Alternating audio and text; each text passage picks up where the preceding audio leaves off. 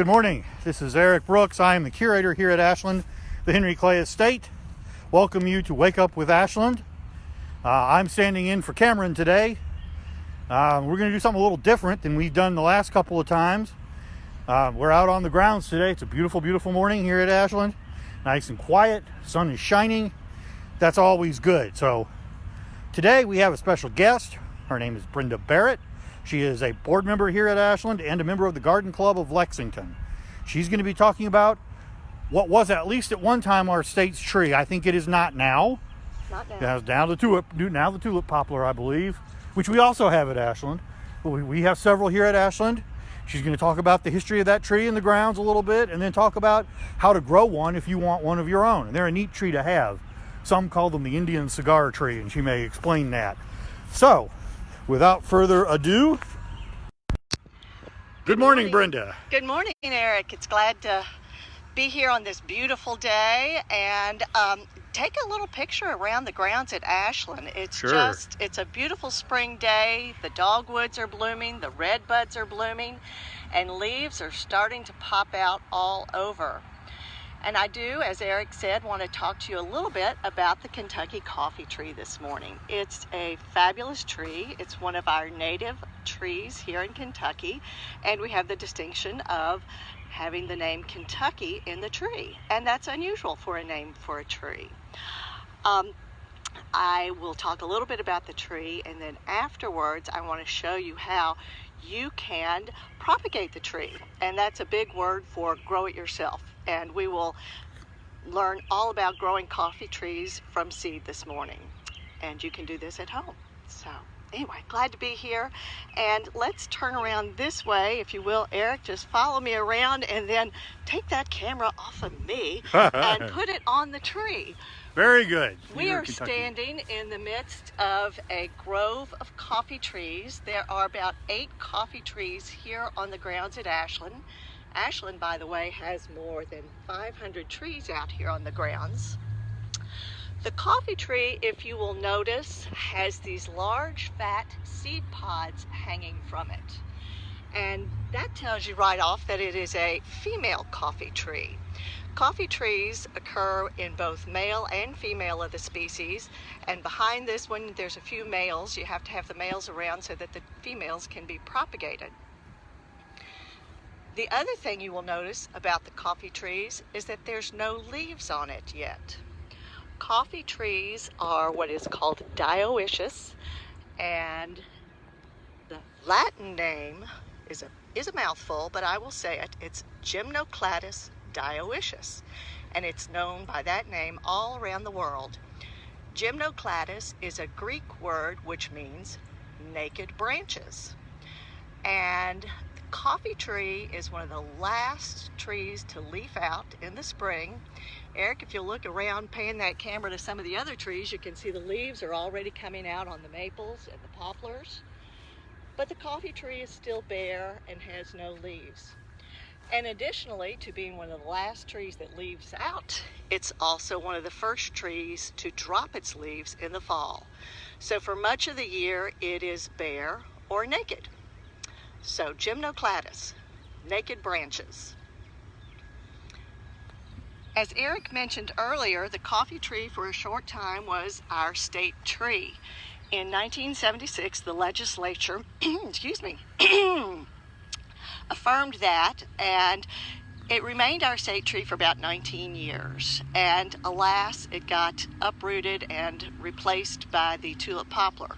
And we do have some magnificent old tulip poplars on the ground. I don't know if we can get them on camera, but they are actually some of the largest trees we have here at Ashland. They're also a rather common tree. You see lots of tulip poplars in and around Kentucky. It also happens to be the state tree for Tennessee.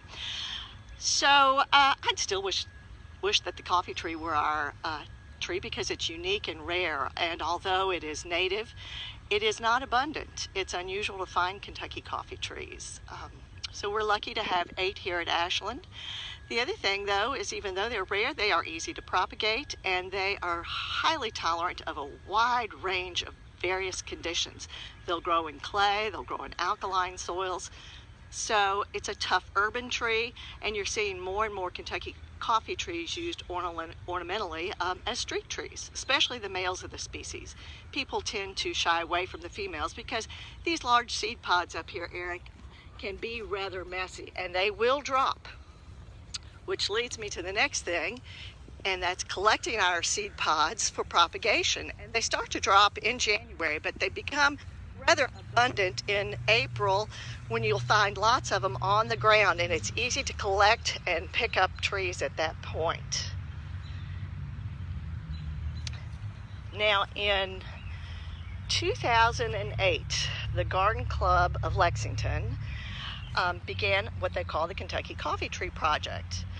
And for those of you that don't know, the Garden Club of Lexington is an organization that's, stumbling through my words, organization that has been around in Lexington for over 100 years now.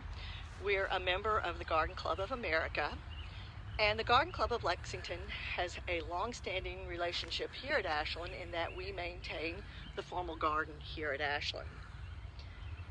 But in 2008, the Garden Club of America was looking forward to selling its 100-year anniversary, and they asked all the clubs of the Garden Club of America across the country to initiate a tree project. So the Garden Club of America decided to initiate the Kentucky Coffeetree Project. It was a nice fit since we had the trees here at Ashland and we're already working here every Wednesday.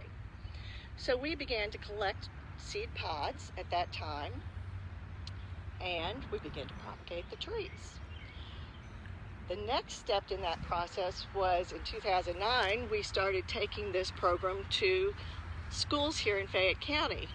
And we targeted fourth graders because that was a year at that time where children were learning about Kentucky history. And it's got a nice history here in that the Kentucky coffee tree was used by early settlers to make a rather nasty brew of coffee.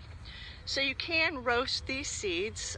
Eric, here's a picture of the seeds that have come out of the pods. There's a few seeds, there's the pods. And you extract those seeds and you can roast them and make a rather bitter brew. I think it's rather unpalatable, so they say. And they nonetheless, though, use that as a marketing tool. So you had early land developers wanting people to come west, and they said, oh, you can have a great cup of coffee because they have these beautiful trees that grow these big fat pods, and they're abundant, and you can roast a good cup of coffee. Well, that was a total lie, but you know, marketing is marketing, and people did move west over the Alleghenies, and they came here, and quickly after that, people were also able to get a good cup of coffee here, and so that idea was quickly abandoned. So the Garden Club of Lexington starts collecting these seeds, and we've been working at this project now for 10 years. And last year we were able to reach 2,000 students here in Fayette County with our coffee tree project. So this year it's rather disappointing that we can't take our project to the schools, but hopefully those of you that are home today can take this project home. It's a really simple one, and you can come here to Ashland, you can collect the pods from the ground, and you can plant your own coffee trees. So, you ready for me to get started on that, Eric? Sure, yeah. Let's see how it's done. Okay. Well, the first thing is to collect your seeds over there, and these big fat pods, they're rather tough, but you can break them open and you find the seeds, and usually there's 6 to 9 seeds per pod, just depends on the size of the pod. The other thing you'll notice is this sticky green slimy stuff here. It's kind of like green jelly, and once you get it on your fingers, it's stuck. Brenda, one of our viewers asks if the seeds contain caffeine. No caffeine, but Nope. That's a good question because they do have a toxic substance in them, and so you don't want to be eating them. That substance is roasted out and eliminated through the roasting process, but if you were just to pop one in your mouth, you'd be in trouble, although it would probably crack a tooth before it would poison you. They're pretty tough little nuts to crack. So once you extract these seeds, and I've got a bunch of them over here, we want to do what we call a float test, and take a handful and put them in water. Now, if the seeds sink to the bottom, you're good, and they're viable. That means they're good and ready to grow. Sometimes you'll get seeds in there and one might float to the top. I've got a little bit of a floater there. Can you see that, Eric? That guy's trying to float up to the top. Yeah. Well, that means he's not going to grow into a tree, so we might just call him a milk dud and we'll throw him away. But the rest of these seeds are viable. I'll toss the rest of my seeds in here and see if we have any more floaters. Got a couple of little guys that are kind of halfway floating. I might take those out, but most of those guys look pretty good. So the next thing we're going to do is take our seed, and Eric, I don't know how you can tell, but that's a pretty tough little nut there. And so we want to take a file. You can take a file. You can soak them overnight, but you want to mess with that little coat and break it so that moisture has a chance to get inside, and then they can grow. And it doesn't take a whole lot, but just, you know, scratch, scratch, scratch, scratch, scratch. So that guy should be ready to go. We'll do a couple of them and get them good and ready to go. And then you can see I set up a pot here ahead of time, but I'll just show you how to get a pot full of dirt going. And any pot will do. You can see these little guys I had in peat pots. I brought a terracotta pot along. Brought some pots from last year's flower samples.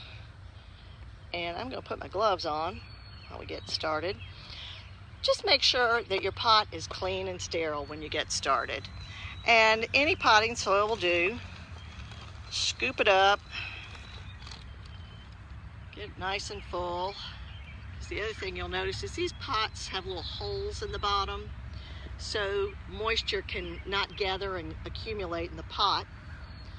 I like to water my pots before I get started, and that just lets everything kind of settle down. See, that water just running right out. We'll give it another water. Keep on running out. And I'll put it back on my tray here. So that pot's ready to go. I like to plant 2 or 3 seeds per pot. So I've got my 2 seeds that are ready here. Pencils are very useful.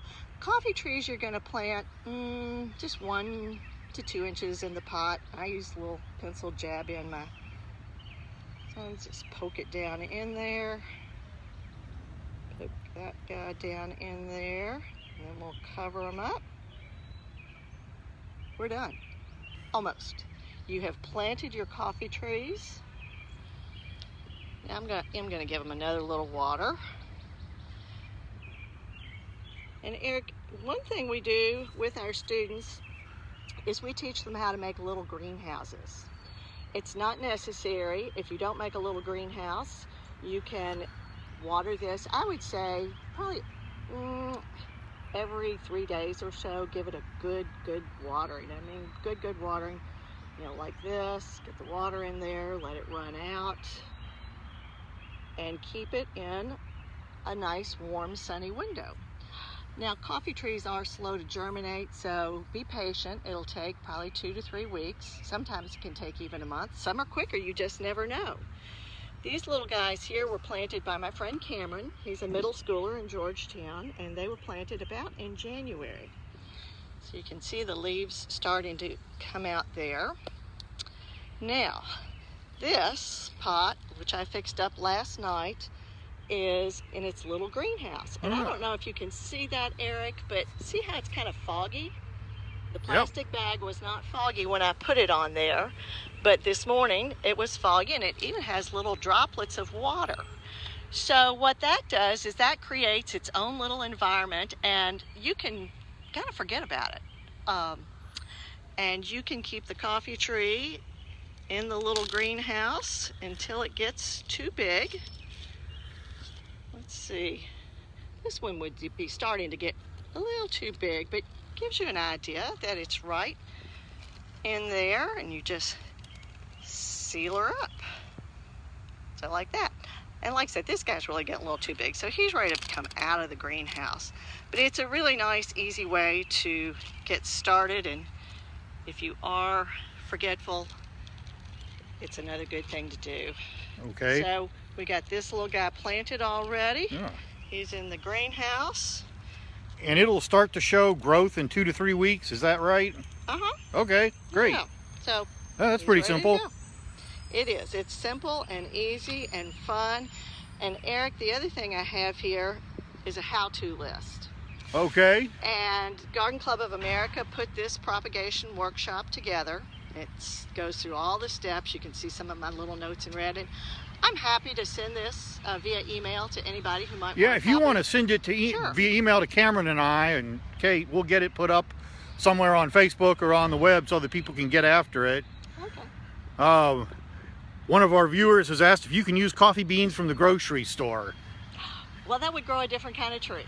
That is true. And But- since those are usually roasted, unless you get the unroasted kind, which Yeah. are hard to find, they're probably not going to grow. Yeah.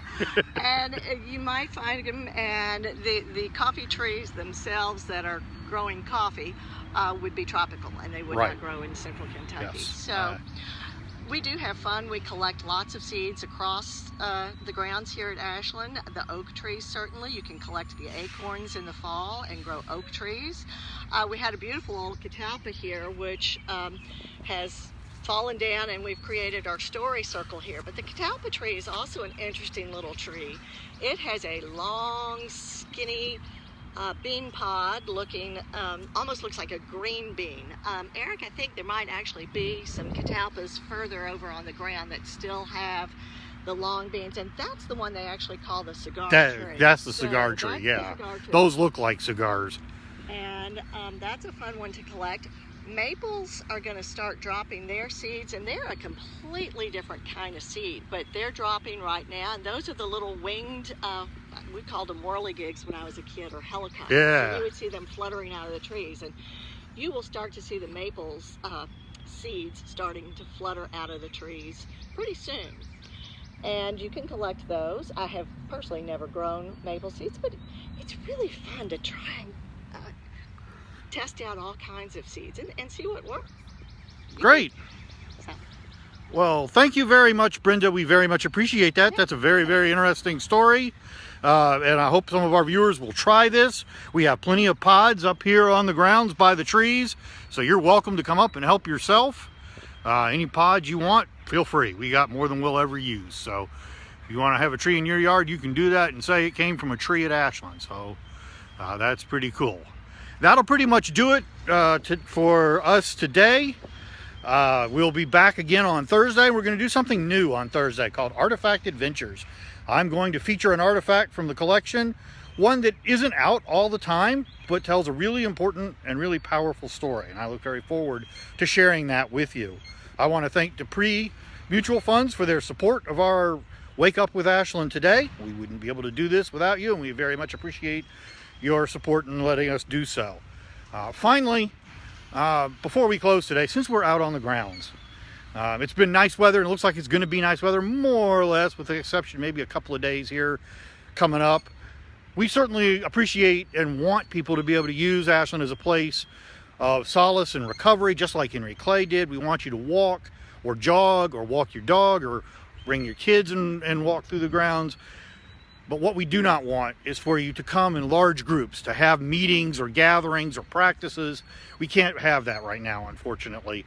We want to have the grounds open, but we really need you to be cognizant of being here in groups and not being here in large groups, because that simply is not conducive to good public health right now. And we thank you very much for your support, and we'll see you again on Thursday. Thanks. Have a good one.